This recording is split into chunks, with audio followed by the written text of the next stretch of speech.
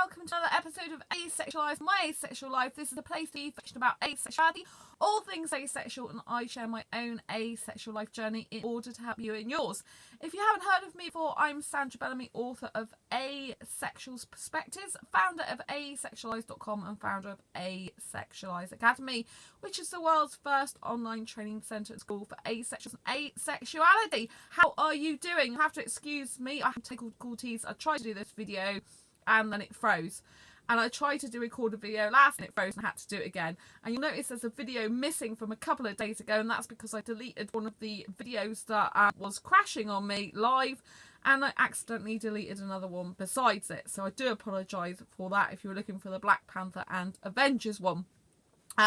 Today I've been to the doctors, got some drops in my ears, and my throat has got a virus, so it's a little bit croaky.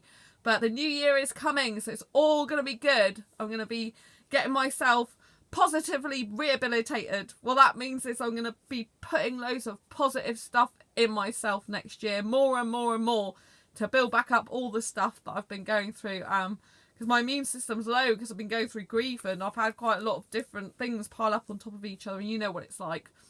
And this is something I could do without, you know, because when you're having grief and you've got stress and you've got worries going on, and, you know, like you're having to go to the doctor over your health, and then you have someone come on chatting to you who clearly hasn't got your best interests at heart, then really you've got to protect yourself. And this is what this video is all about.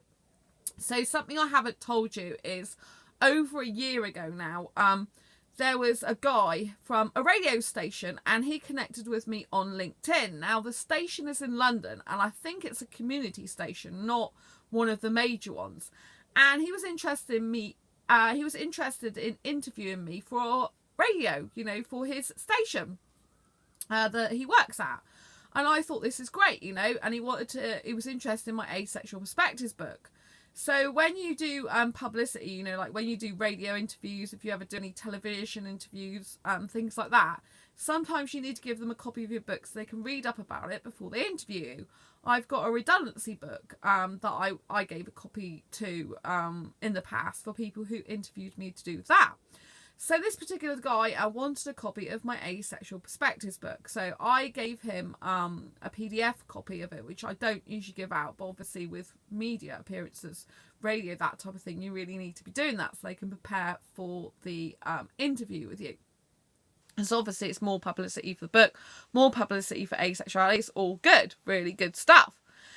However, when it came to him actually, you know, arranging an interview with me, clearly he hadn't got my best interests at heart, because for one, when he started asking me questions which meant he hadn't actually read the book, and secondly, he seemed to fancy me in a sexual way, and this wasn't good. And he started saying stuff to me, and I just stopped talking to him, and this was on LinkedIn. Now, a lot of time passed, and I don't know, months passed, and I just, you know, like put it behind me. And then he started messaging me on Facebook, but he was being like really nice. And I thought, okay, maybe he was just like, you know, I'm not sexual, he is. Maybe it was just like, you know, it was just a thing he had. Maybe he'll just stop it. And so he messages me sometimes on Facebook occasionally and starts talking to me. So today he messages me and he says, oh, you're going to come on radio with me? And I said, well, maybe when are you going to come on radio with me? And I said, well, maybe in the new year. I said, but you have to be by phone. He goes, oh yeah, I'm not going to invite you to my place, am I? Ha ha. But this is not the first time he's made sexual connotations. Like when I went to the UK Asexuality conference, when I got back from there, he's like, well, why didn't you come and see me? You know, like, and he keeps saying about, oh, when are you in London next so we can go out together, like for, you know, like meet up for a coffee or meal or whatever, you know. And I've told him, you know, and I'm fed up of telling him. And tonight I wasn't feeling very well, and he's starting to talk to me again about radio, like I just said. And then he started saying to me about you know, like, I said, I had to, because I knew he fancied me, so I had to say to him, I said, look, I'm not interested in, you know, I'm only, as you know, if you've read my book, I'm only interested in younger foreign guys. He goes, oh, so you are interested then? I said, not sexually, only romantically. And then he goes, oh, how long has it been then? 15 years? You know, and he hasn't read my book. I said, well, if you read my book, you would then know about this. Well, clearly you haven't. And I've got stuff to do with my life. So I've just blocked him off Facebook, you know. He's still connected to me on LinkedIn. But at the end of the day, it's just disgusting. You know, you've got to protect yourself out there. You know, some people don't have your best interests at heart. And some people will dangle a carrot. Like, he knows that I've been a radio presenter myself, voluntarily for hospital radio for, like, in my past life, as it were, for 17 years. That's a long time, yeah. I started when I was a teenager. And I don't really like saying that because, you know, I don't like giving away my birth certificate age. But, you know, I did voluntary hospital radio presenting for a long time. And you know, so my voice is really, you know, when I was interviewed for the BBC about asexuality, the people at the BBC said I've got an incredible voice for radio, a really good voice, you know. And my love of writing took over, which is why I hadn't pursued, like, my radio side that I'd still, you know, I'd love to be on TV or do radio. I'd be good at that. I think I'd love to be on TV, really, with my own chat show. I'd love it. It'd be amazing. So, but yeah, so clearly he hasn't got my best interests on. Clearly he's a sexual guy, and clearly he's after me in a sexual way, you know. I just get that feeling from him all the time. He's a guy I wouldn't even be interested in. He's not my type. Aesthetically, he's just too old for me. And, do you know what I mean? I'm not interested in him like that, you know? And so I've just blocked him on Facebook, you know, so he can't talk to me because I'm fed up. I'm fed up with him, you know, making sexual connotations and saying stuff like that. How long's it been? 15 years? He doesn't get it. I'm not interested in sex. You know, I'm not romantically or asexually. I'm only romantically and asexually attracted to younger foreign guys. That's it. Basically, I'm not interested in sex. I've got things to do, you know. So that was it. So I just want you to be aware of these things and to protect yourself. That sometimes people can dangle a carrot. They can be like, oh, you know, they can be like, the carrot with him is the opportunity to go on radio, you know. But that carrot is not bigger than my own self-esteem, own self-worth, and my own self-protection, you know. I'm not going to be, you know, he's just after me, to be quite honest. That's what I get the impression of all the time. He's just after me. And this would not be the first time there's stuff like this gone on radio. Now, I haven't spoke to you about this before, but years ago when I did voluntary radio work experience at a local commercial station, I've had quite a bit of that. There was this guy who worked in the sales team, this older bloke, and he started touching my bum, and I told him not to do it. And he said, if you think for one moment I'd be interested in you, then, you know, you're wrong.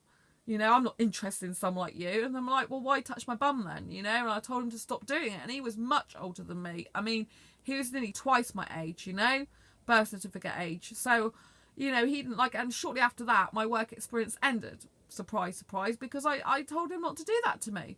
You know, it's disgusting. So you really have to protect yourself out there, because sadly there is sexual harassment.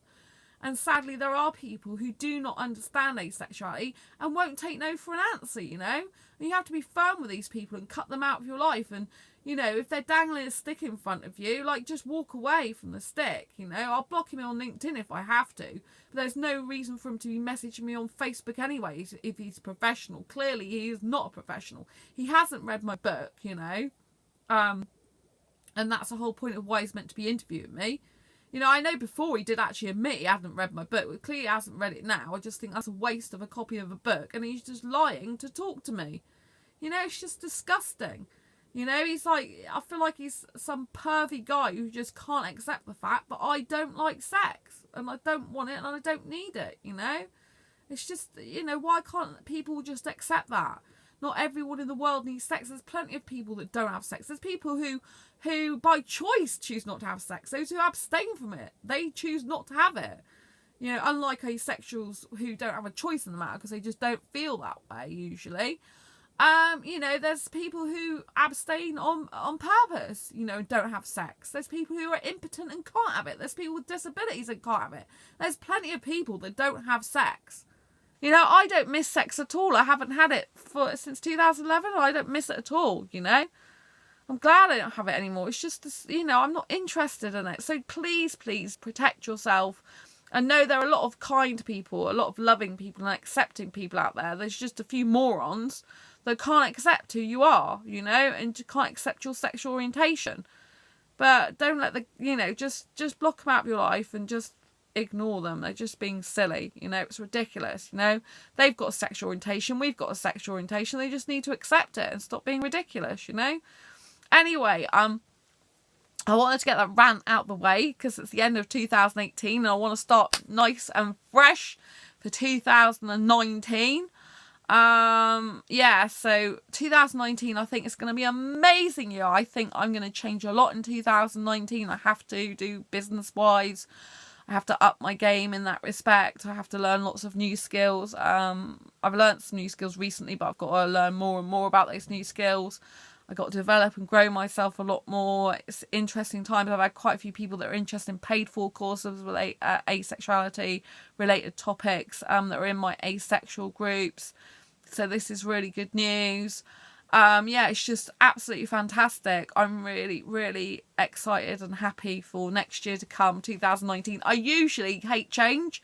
I'm usually like, a bit wobbly about change, but I blimmin' want it, 2019, I want to put all the sort of things that are not so good about 2018 behind me. But I have to say the best thing ever is I did get to speak on the I did get to speak at the UK Asexuality conference. I made 3 amazing guy asexual friends this year, best friends. I met one of my other best friends at the UK Asexuality conference. We hung out together for 3 days. We met up before that and we were here, in London, not here. We were in London. Sometimes I call London my second home, so I forget where I am. But yeah, we were in London. We met up together, spent 3 days together, and was at the UK Sexuality conference. That was really nice. We got on really well, and everything's good. And there's a lot of positive stuff still from 2018. Although the up to July, sort of August time was the best times really. But they have been good stuff. And I'm glad my best friend is better than she was. And, I've got a lot to look forward to in 2019. I just think I'm going to really change in 2019. Sometimes you have to make change happen for you. And, when I say change, it's going to be for the better. I'm still going to be Sandra. But I need to just, I need to obviously up my positivity again, plug into the positivity of life and start listening to more positive songs, putting positive stuff in my brain again. And I just need to and that's a good thing to do, because what we focus on expands. So, try and make sure that the songs you're listening to are positive. What you watch on TV is as positive or makes you feel good as possible. Make sure you get friends that are positive as much as possible, but we can't all be positive 365 days a year. It's just not realistic. But just know that things do get better, and from the downs comes an up, and everything's going to be amazing, and 2019 is going to be incredible. So I wish you a happy new year for tomorrow, or later on tonight, as I should say. And if you like this video, please give it a thumbs up.